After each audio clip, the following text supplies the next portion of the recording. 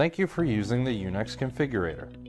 To get started, click outside the opening text box and select the first tab, labeled Dimensions, in the top left corner of the window.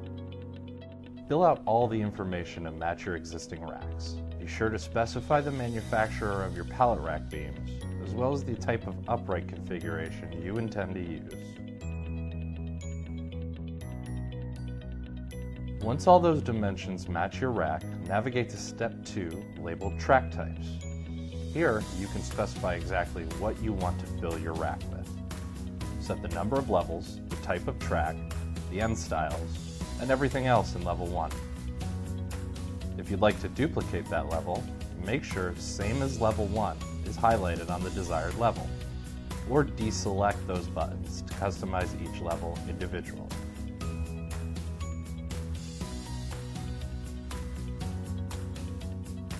If you're satisfied with your configuration, navigate to the third tab labeled Send Me My Design.